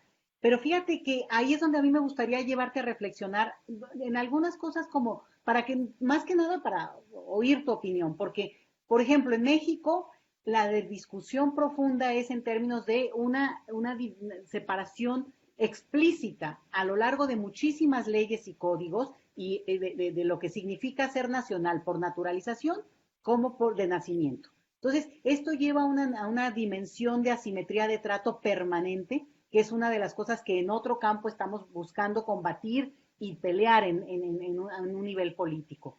Porque claro, esto va generando, y sobre todo en la medida en que se han dado unas situaciones de doble nacionalidad en nuestro país muy fuertes, por la deportación de millones de mexicanos desde Estados Unidos sobre todo. Entonces, te genera, o sea, hay situaciones en las cuales, como tú mencionabas el caso de los haitianos, que por cierto, nada más un pequeño paréntesis, me parece inaceptable la discusión de extrarregionales. Es como justo, o sea, nosotros sí, y entonces ya, a ver qué hacemos con los extrarregionales. Bueno, cierro el paréntesis, ¿no? Yo me quedé así, ¿no? Pero sí me parece que en el caso nuestro da muchas pistas porque siempre tenemos esta idea de que en México tenemos una visión muchísimo más decimonónica cuando es algo compartido en la región, ¿no? Lo que tú estás dando son unas pistas que horrorizan. porque efectivamente lo que hay que hacer es, en este tiempo, discutir eso desde marcos completamente distintos, porque la gente se mueve y, como dice Ana Paula, o sea, cuando uno tiene una nacionalidad y esa es la nacionalidad que te permite moverte, pues claramente no es un problema y es un derecho y es un gozo, ni lo das por hecho. El problema es que estamos ante una situación de millones de personas y reitero, desde el caso mexicano es impresionante porque simplemente tenemos 6 millones de mexicanos que viven en Estados Unidos y no tienen esa nacionalidad. Deja tú la nacionalidad, en los papeles para estar, ¿no? Y de ahí súmale los otros 5 que estarán con una situación de documentación aceptable, pero tampoco son nacionales. Y fíjate la paradoja. El gobierno mexicano tiene una postura fuerte, muy dura, respecto a la naturalización. Con los datos que tú dabas, ya reculo un poco yo, porque claramente el gobierno mexicano no es el peor ejemplo, digamos, ¿no? Pero sí es interesante que tiene una política, bueno, no política, pero un llamado explícito desde hace muchos años a impulsar que los mexicanos que están en condiciones se naturalicen en Estados Unidos. ¿Sí? O sea, México no lo permite, no lo ofrece, no da igualdad, no da esta posibilidad, pero sí lo empuja mucho. En un discurso que, visto desde esa perspectiva, es absolutamente hipócrita, porque es como querer aprovecharte de un sistema que resulta un poco lo que tú planteas de Europa, ¿no? Sobre todo España, bueno, que alberga, que abriga, que abraza, que permite, y donde además, por lo menos en Estados Unidos, digo, podemos decir miles de cosas de Estados Unidos, pero la persona que se naturaliza, salvo ser presidente y de jefe de las supremas fuerzas militares, bueno, es un miembro de esa comunidad política de manera plena, ¿no? Entonces, me parece que estamos tocando un tema que, en el caso, te digo yo, desde acá, abre para discutirlo y salir de esa lógica de ahora el Mercosur, que además está bastante mermado en términos de lo que fue, me imagino yo, hace un tiempo como un sueño más regional. Y voy a añadir otra cosa que a mí me parece muy importante, vaya, no para que lo digas o no para decirlo yo, porque no lo puedo no mencionar.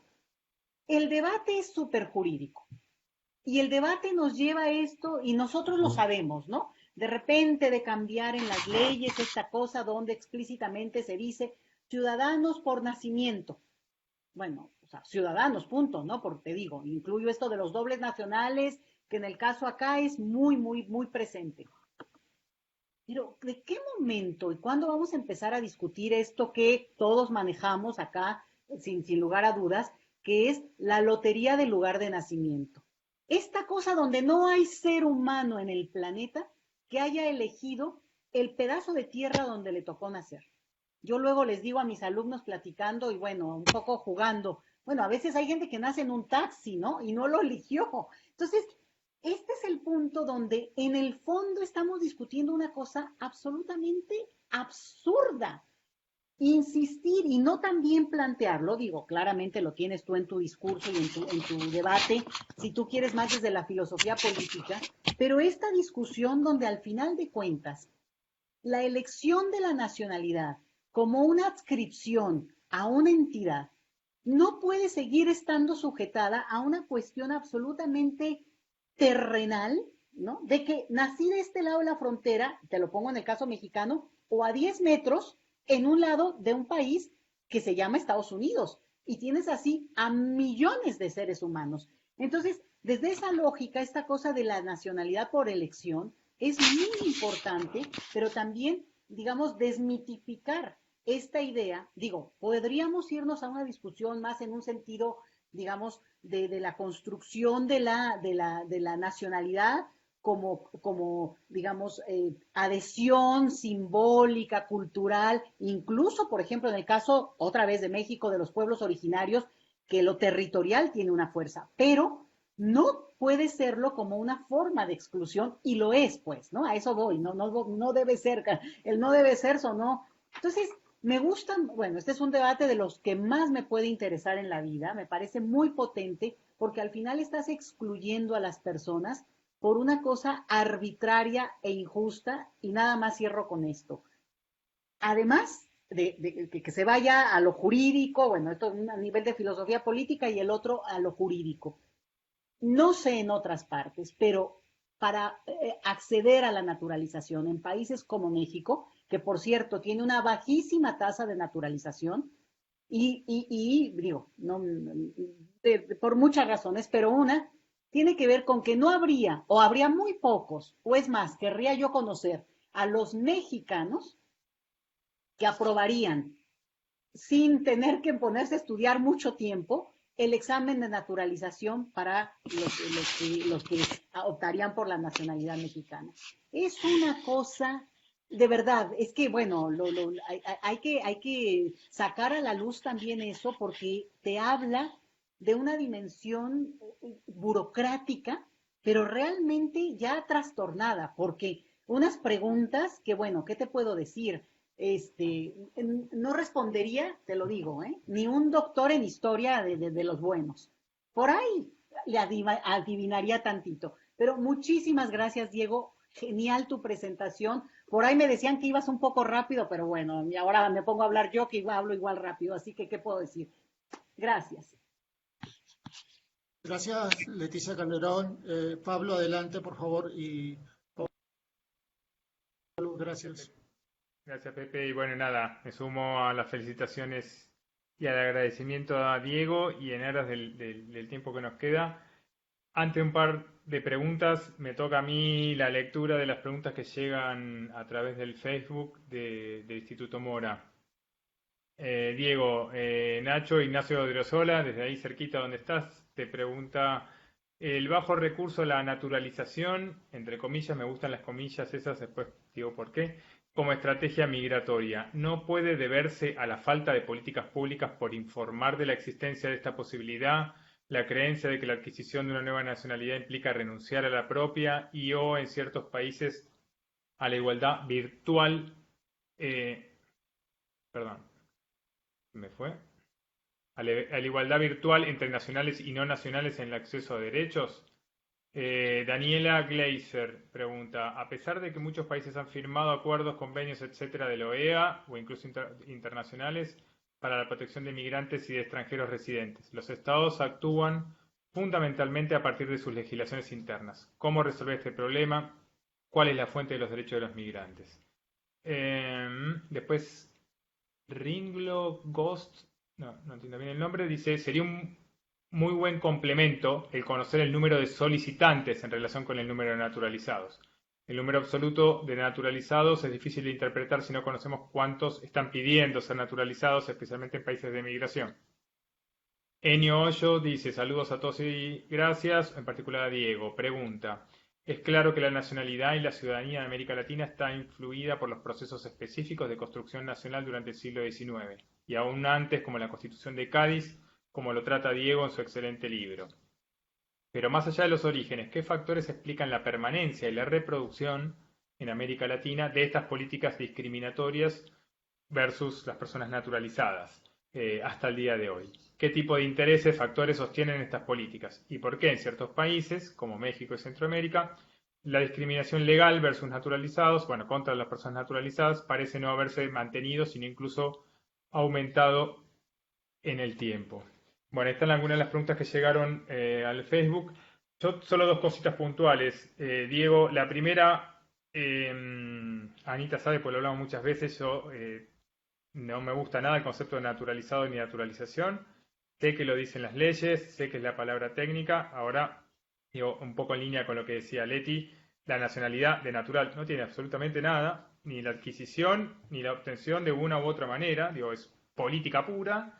Y cada vez más política pura, en todos sus sentidos, con el daño que genera en la práctica ese uso político de la atribución de nacionalidad de una u otra manera, por ius ori, ius sanguinis, etcétera, etcétera, etcétera. Ni hablar si hablamos del caso de República Dominicana, que Paola hace algunas semanas nos explica muy bien las implicancias que eso tiene, ¿no? Y que Diego conoce muy bien, por supuesto.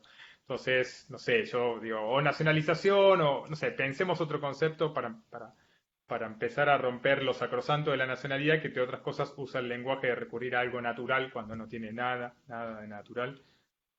Y Y la otra, y tomo un poco el guante o la invitación propuesta y hasta crítica que es totalmente razonable que plantea Diego de la falta de producción teórica sobre el derecho a migrar. Me parece que, digo, más allá de algunos trabajos, nos hemos quedado, bueno, por diferentes razones, con poco parados en ese sentido. O sea, lo hemos trabajado, lo hemos analizado de una u otra manera, pero que se podía haber hecho mucho más. Yo creo que también un poco la realidad de retrocesos nos ha puesto en dar batallas mucho más básicas que el de seguir avanzando a través de darle contenido, sustancia y sobre todo realidad operativa al derecho a migrar. Con Anita y con otros colegas en Lanús hicimos algún ejercicio y lo usamos sobre todo a nivel de docencia, ¿no? Como intentar trabajar con algunos elementos del derecho a migrar, algunos como bien clásicos como el derecho a no migrar como un primer elemento, luego el derecho a salir del país, el derecho a un tránsito seguro, un poco para dar la discusión de todo lo que ocurre en el tránsito, de quienes solo pueden ejercer el derecho humano a salir de manera irregular, que es una gran mayoría de las personas, un derecho reconocido en la Declaración Universal. Luego el derecho a ingresar, para dar justamente una discusión seria sobre fronteras, sobre procedimientos, sobre admisión, etc. Luego el derecho a permanecer, para poner en tela de juicio los usos políticos de las categorías de residencia, las trabas en el acceso a la residencia, etcétera, etcétera. Pero luego no solo es permanecer regular, como es elemento del derecho a migrar, sino permanecer con derechos, con igualdad de derechos. Y luego el derecho a retornar, para cuestionar, por un lado, todo lo que tiene que ver con el retorno forzoso, expulsión, etcétera, como luego las obligaciones del país de origen en las políticas públicas para la reintegración con derechos, que volvés al punto de partida cuando no sucede, ¿no? Que es el derecho a no migrar y tener que salir porque esas condiciones siguen sin estar, como es la realidad de muchos países de la región. Esos son algunos elementos con los que trabajamos. Comento también para ver un poco en qué línea lo estabas pensando. Y también para vincularlo un poco con otras de las cuestiones que hablabas de los procesos regionales, y algo decía Ana sobre Mercosur, UNASUR. Cómo algunos procesos de integración regional bien interesantes y que de alguna manera han supuesto un avance muy importante, como el acuerdo de residencia, han venido, por un lado, a materializar uno de los elementos del derecho a migrar, para mí, el derecho a permanecer, ¿sí? A través de la categoría migratoria nacionalidad sudamericana, diríamos, o mercosureña, ¿no? Y vino a contribuir a la reducción enorme de la irregularidad migratoria que teníamos 10-15 años antes, más allá de contradicciones, retrocesos que hemos tenido en diferentes países, ni hablar en el último año y medio con lo del visado, etcétera, en algunos países a población venezolana. Ahora, el límite de ese avance está justamente en cómo la categoría de nacionalidad, volviendo al tema de nacionalidad, ha operado para impugnar la universalidad de ese elemento del derecho a migrar, ¿no? Quienes no son nacionales de Sudamérica, finalmente no han gozado, por ejemplo, en el caso argentino, en otros países, de ese derecho humano a migrar facilitado en términos operativos por el acuerdo de residencia. Entonces, ¿cómo lidiar con eso? Con la universalidad de algo que ya definimos legalmente como derecho humano, con luego iniciativas que en principio son interesantes, de integración regional, de facilitación de la circulación, pero sobre todo la permanencia más que la circulación, como bien decías, Diego, pero que tienen, tal vez por las cuestiones más políticas, las configuraciones políticas que dijeron varios de ustedes, tiene ahí como todavía una marca o una pared de la nacionalidad que se amplió un poco mirando la región, casi una suerte de recuperación de la identidad latinoamericana en los periodos revolucionarios, que después los Estados-nación la destruyeron y la escondieron en un cajón, pero digo, hoy en contextos de movilidad de todas las regiones y de reconocimiento de un derecho humano como algo universal, bueno, ahí opera como algo, como un problema, no sé, ahí, nada, compartirlo para tener un poco tu reflexión también sobre eso. Gracias, Diego. Gracias, bueno, Pablo. perdona, Pablo. José. Adelante, Diego. Pero antes quería bueno. yo hacer una Dime. pequeña acotación. ¿Cómo pensar el tema de la nacionalidad desde el debate político y teórico contemporáneo? Por ejemplo, pensar la nacionalidad desde la modernidad líquida que propone Bauman. ¿Cómo hablar de la nacionalidad líquida en este concepto? Gracias. Bueno, Bueno, Adelante. muchas gracias. Muchas gracias. Muchos puntos muy interesantes, muchos puntos. Voy a mencionar 3 o 4 que creo que han salido varias veces, ¿no? El primer punto, bueno, como mencionaba José, estoy de acuerdo. Inicialmente había discriminaciones por motivos de género, de clase, digamos, escondidas también discriminaciones por motivo de raza, pero bueno, esto ha sido normal en todas las construcciones de la ciudadanía y la nacionalidad en muchos países del mundo, ¿no? Lo que no es tan normal en el día de hoy es que, mencionaba Ana, ¿no?, que habría muchos ciudadanos no nacionales que verían como una traición el naturalizarse, o también mencionaba Leticia, mencionabais un poco todos, que sería muy difícil para algunas poblaciones nacionales en diversos países de Latinoamérica el aceptar, el facilitar la naturalización, ¿no? Por ejemplo, cuando este debate se abrió en el caso colombiano, ¿no? Cuando el antiguo alcalde, el anterior alcalde de Bogotá, que ahora se me ha ido el nombre, propuso que lo que había que hacer era naturalizar a los venezolanos, ¿no?, darles la nacionalidad a los venezolanos. Bueno, eso fue recibido con grandes críticas, ¿no?, como una propuesta absolutamente surrealista, ¿no? Yo creo que todo esto acaba en el momento en el que tú tienes un número enorme de ciudadanos propios que tienen la nacionalidad de otro estado y que, como en el caso de los mexicanos que mencionaba Leticia, no solo lo aceptas, sino que lo elogias, lo impulsas, lo intentas facilitar, ¿no? Entonces, para mí es esa paradoja, ¿no? Yo creo que puede haber, obviamente, situaciones de ¿para qué sirve la ciudadanía peruana?, ¿no?, preguntaba José, o como mencionaba Ana, hay personas incluso de migraciones anteriores que a lo mejor no quieren naturalizarse por ver eso como una traición. Bueno, yo creo que todo eso es lo que hay que ver de manera empírica, ¿no? Lo que hay que ver es, como también mencionaba una de las preguntas que venía del chat, ¿no?, hay que ver el número de solicitudes, el número de otorgamientos y los motivos por los cuales se deniega el otorgamiento de la nacionalidad, y en algunos casos por las prácticas jurídicas, la dificultad de los exámenes, el hecho de que no se convoquen exámenes simplemente de conocimientos o que se convoquen una vez al año, el hecho de que no haya información, como mencionaba Nacho también, que no haya campañas públicas para informar de esta posibilidad, ¿no? O el hecho de que determinados actores, ¿no?, como mencionaba Leticia, pues, o no sé si mencionaba Leticia o Ana mencionaba, ¿no?, un juez, ¿no?, que uno tenga que entrar a una corte y que esté delante de un juez, ¿no? Yo creo que todo eso se puede facilitar si hay interés político, y creo que ese interés político existe en el sentido de que se acepta que haya miles y miles y miles. Yo estoy seguro de que cualquiera que nos escuche o es doble nacional él mismo o ella misma, o tiene amigos o familiares que son dobles nacionales, ¿no?,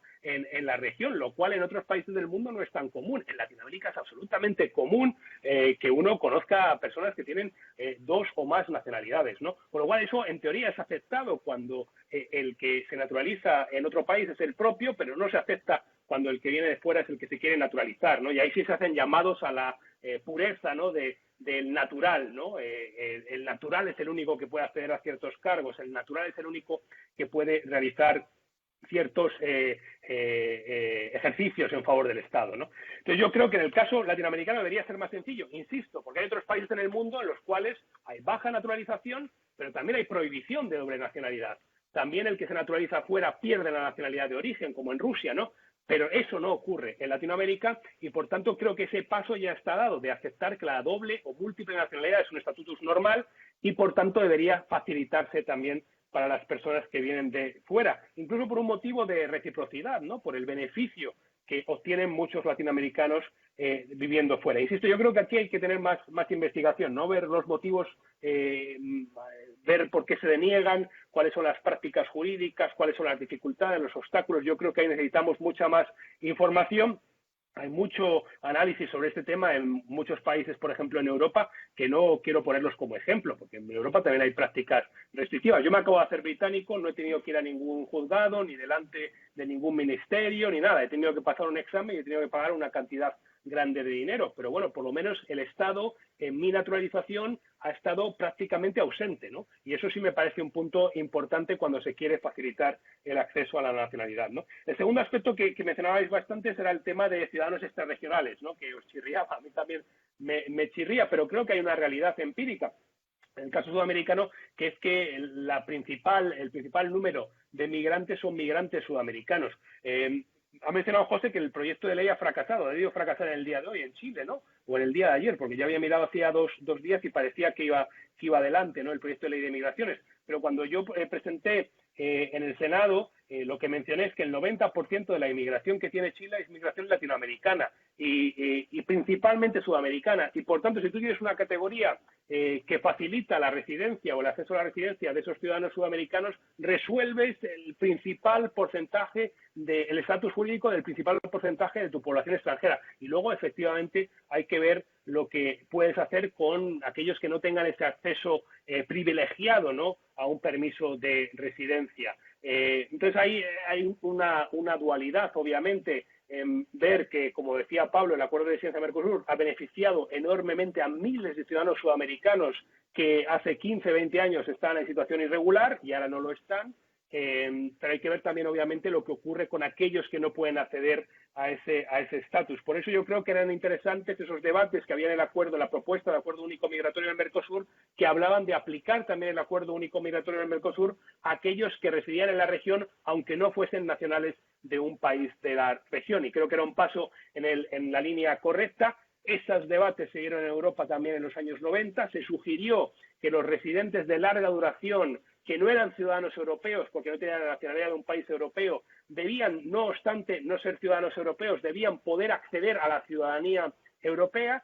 Esos debates fracasaron, no se dio esa posibilidad. Para ser ciudadano europeo hay que ser nacional de un Estado miembro de la Unión Europea, pero lo que sí se dio fue esta adopción de esta residencia a larga duración que otorga derechos parecidos, no iguales, a aquellos que han vivido durante un determinado número de años en un país de la Unión Europea, ¿no?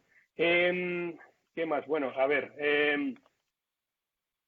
Bueno, lo que mencionaba Ennio, ¿no? Estoy de acuerdo, ¿no? Todas estas prácticas que vienen del siglo XIX, Constitución de Cádiz, también muy importante en el caso mexicano, no solo en el caso sudamericano, como analizo en el libro, sino también claramente en el caso mexicano. De hecho, Ennio tiene un informe muy bueno sobre nacionalidad en México. ¿Por qué la permanencia y la reproducción? Yo no lo puedo entender. Uno de los aspectos que tal vez diría es que la inmigración dejó de ser un tema de debate durante muchas décadas y tal vez no era un tema importante, ¿no? No estaba en la agenda política como un tema importante el ver cómo se facilitaba o no el acceso a la nacionalidad para aquellos que no la tenían, ¿no? Ese puede ser un motivo por el cual, en el caso, por ejemplo, uruguayo, que conozco bien, y hablando incluso en concreto con una ciudadana legal uruguaya, que es mexicana también, pero que solo puede ser ciudadana legal uruguaya a pesar de tener hijos uruguayos, etcétera, veíamos que hay muy pocas personas que piden la ciudadanía legal en el país. Por lo tanto, ahí tenemos una situación de que no solo hay pocas que se conceden, sino también pocas que se piden, ¿no? Eso sí lo sabíamos de manera empírica, y por tanto había muy poca posibilidad de generar un debate en torno a un cambio, en ese caso constitucional, ¿no? Que creo que puede ser otro elemento que puede explicar por qué siguen estos obstáculos, el hecho de que muchas de estas regulaciones están incluidas en constituciones y que obviamente para cambiar la constitución se requiere un proceso normativo mucho más complejo, ¿no? Bueno, Pablo, sí estoy de acuerdo en el derecho a migrar que mencionabas, ¿no? Y de hecho soy consciente de que hay artículos y que hay gente que está trabajando sobre el tema. Yo creo que tenemos que trabajar más, ¿no? Ese era mi punto. Me interesaba lo que mencionabas de el acceso al territorio, porque precisamente la Corte Constitucional Ecuatoriana, en esta sentencia que mencionaba de octubre de 2020, dice que la Policía Nacional de Ecuador vulneró el derecho a migrar y dice que lo vulneró porque dicho derecho exige que la persona pueda ingresar al territorio ecuatoriano sin restricciones innecesarias y desproporcionales, más que aquellas restricciones legítimas, proporcionales y necesarias reconocidas expresamente en la actual Ley Orgánica de Movilidad Humana. Y dice después, se dice que la adopción de medidas como el cierre de fronteras afectan de manera desproporcionada al derecho a migrar, ¿no? Ahí veríamos un elemento. La pregunta ahí clave obviamente es, si no existiese ese derecho a migrar, ¿se llegaría a la misma conclusión o no, ¿no? Y ahí creo que es cuando podemos ir dotando de contenido a ese derecho a migrar, ¿no? No sé qué me quedo en el tintero, ¿no? Porque ha habido muchos...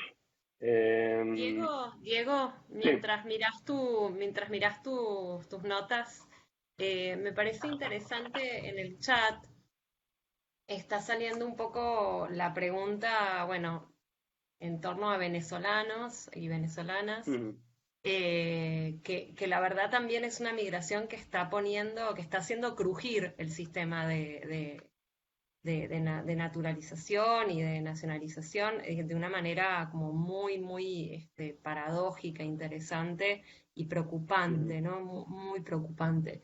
Entonces acá, por ejemplo, Florencia Botassi pregunta, ¿podrían compartir impresiones, desafíos en torno a la niñez migrante en América Latina? Es amplia la pregunta, pero quizás puedan señalar uno o dos puntos que consideres hoy importantes para el debate.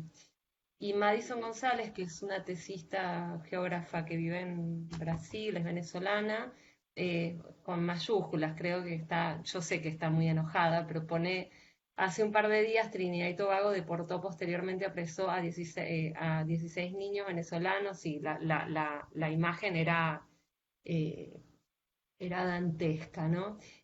A su vez, Aruba y Curazao tienen cárceles para ciudadanos venezolanos esperando deportación y sin ningún tipo de derecho a solicitar refugio. ¿Por qué se aplica de manera discrecional estos instrumentos, sobre todo negligente frente al caso de venezolanos? ¿Dónde está denunciado todo esto? ¿Quién puede hacer algo al respecto?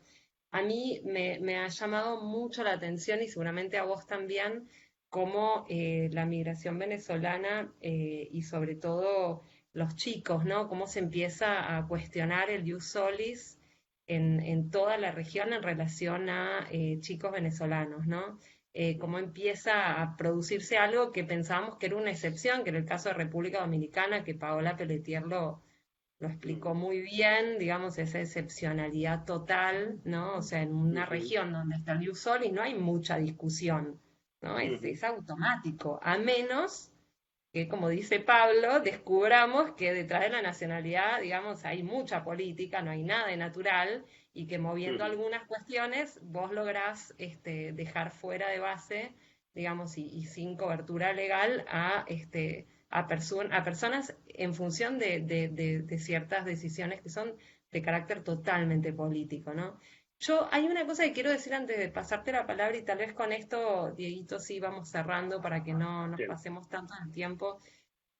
Eh, a mí no deja de llamarme la atención y esto es más algo de reflexión general. Yo, si no recuerdo mal, vos, Diego, sos además hijo de colombiano o algo así, sí, si no recuerdo sí, mal. sí, sí, sí. Bueno, si sos un hijo de colombiano, sabés que, no sé, Colombia especialmente y absolutamente, pero toda la región, digamos, tiene una deuda gigante, gigantesca con Venezuela, Mm, gigantesca.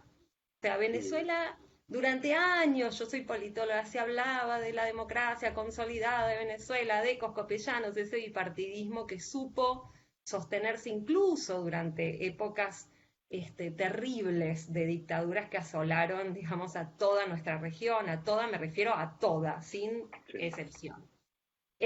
Y Venezuela fue un lugar de recepción, con todas sus dificultades enormes, ¿no? Porque es un país que siempre tuvo una institucionalidad muy precaria, una administración pública con muchas mm, deficiencias, pero claramente fue un país de hospitalidad y fue un país donde se jugó muy fuerte la carta de la migración intrarregional. Creo que esto de haber sido un país receptor de migraciones de todo el Caribe y de Colombia y del sur de América, digo, y ni hablar de Centroamérica. O sea, Venezuela sí, fue un país de acogida durante décadas y décadas y décadas, también por su lugar estratégico con el petróleo y con un montón de posibilidades que solo Venezuela tenía por ser parte de la OPEP y todo lo que ya mm, sabemos.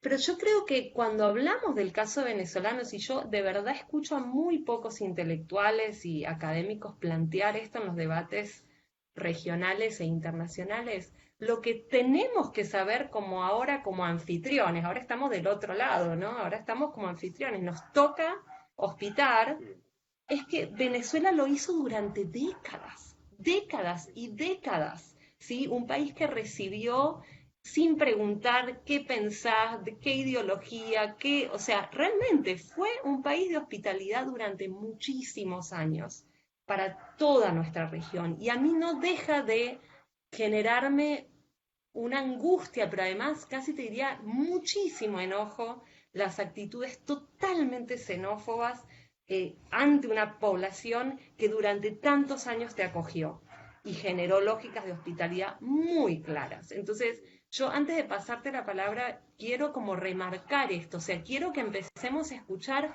qué pasa con la deuda enorme que tenemos con Venezuela, todos los países, ¿sí?, de Latinoamérica y el Caribe. ¿Qué pasa? ¿Por qué nos olvidamos tan rápido que hoy estás acá, pero mañana hay que mirar Bolivia, hay que mirar todos los procesos destituyentes, no sabemos dónde vamos a estar mañana? Y hay algo ahí de la lógica de hospitalidad intergeneracional que la tenemos que recordar, y tenemos que recordar que nadie la tiene atada y que hoy sos anfitrión, mañana serás huésped. Y tenemos que pensarlo en ese sentido. Yo, antes de darte la palabra, lo quería decir porque es algo que lo tengo atragantado. No sé, Leti, ahí quería decir algo más.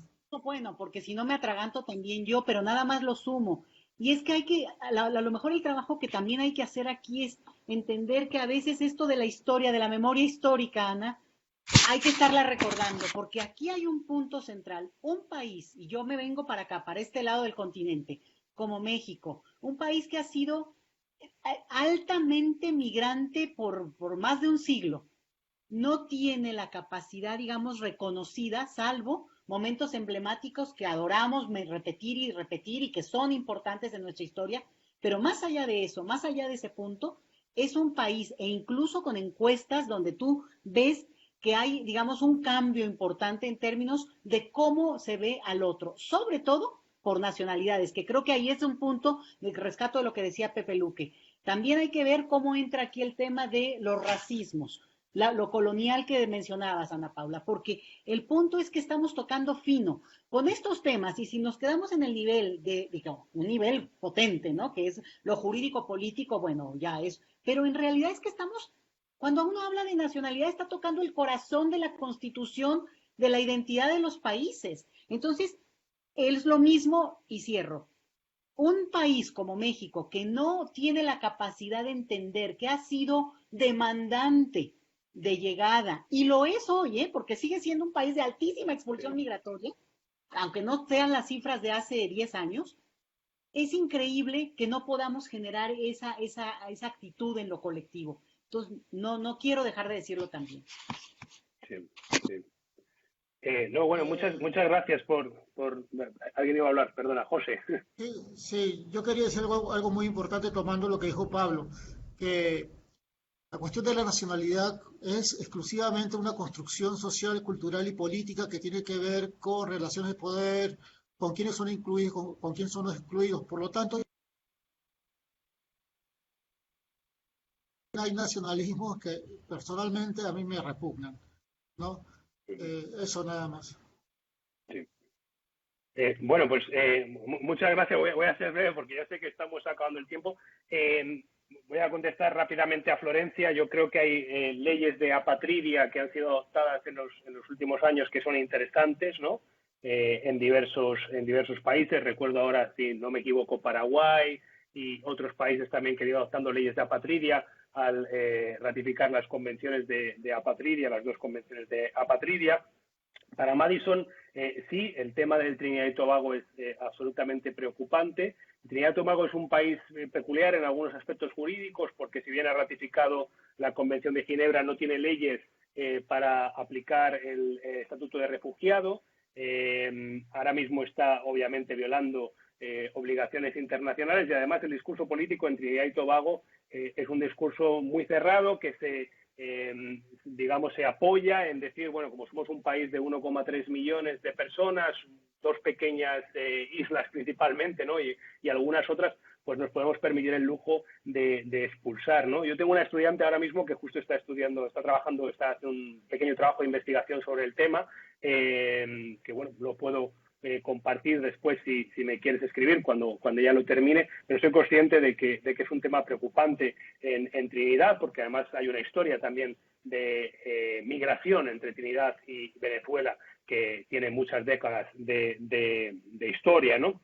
En el caso de los temas de otra ley que podría mencionar, la ley colombiana del año pasado, otorgando la nacionalidad a determinados hijos de venezolanos que nacen en el país. También hay una sentencia interesante del Tribunal Constitucional colombiano al respecto, y ahí en ese sentido Colombia es uno de los pocos países que no tiene el jus soli absoluto. No lo tiene desde el 1886, ¿no? En el caso colombiano sí se puede explicar porque en el 1886 hubo una constitución adoptada que fue eminentemente conservadora y que acabó con muchos de los aspectos más amplios que había en la Constitución anterior en respecto a temas de nacionalidad, ¿no?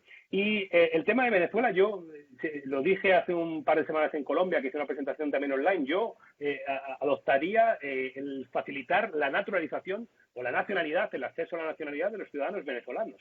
Ese me parece primero la mejor garantía de que la persona pueda establecerse con tranquilidad y mirar al futuro inmediato, al futuro a medio plazo, con la tranquilidad en su estatus jurídico, porque es absolutamente deleznable que tengamos países en la región que, en teoría, bajo el ámbito de la ley, los ciudadanos venezolanos pueden acceder a un permiso de residencia, pero que luego en la práctica más del 50% estén en situación irregular, ¿no? Entonces yo creo que el facilitar no solo el acceso a la residencia, sino también el facilitar el acceso a la nacionalidad. Eso también, por cierto, se aplica para el caso argentino, porque los datos que mencionaba antes de nacionalidades en Argentina, 5.000 por año en los últimos 5 años, estamos hablando de unos 500 venezolanos, ¿no? Solo de los más de 200.000 venezolanos que hay en Argentina, ¿no? Entonces creo que ahí es importante el facilitar, porque paradójicamente el facilitar el acceso a la nacionalidad para los venezolanos es la mejor garantía de que en el momento en el que la cosa en Venezuela funcione mejor, se den circunstancias más favorables, la persona pueda regresar sin ningún temor, sin ningún miedo, con la garantía de que en el futuro ya es nacional de un nuevo país. Y eso es lo que han hecho muchos latinoamericanos en España, que en el momento que obtenían la nacionalidad española podían regresar con mayor tranquilidad a el país del cual habían salido, sabiendo que si el proyecto migratorio de regreso se truncaba, podían volver de nuevo a España, ¿no? Entonces yo creo que paradójicamente es ese mensaje, ¿no? El de decir que el acceso a la nacionalidad va a ser lo que va a permitir que la residencia de los ciudadanos venezolanos pueda ser incluso más corta de lo que podría ser sin ese acceso a la nacionalidad, ¿no?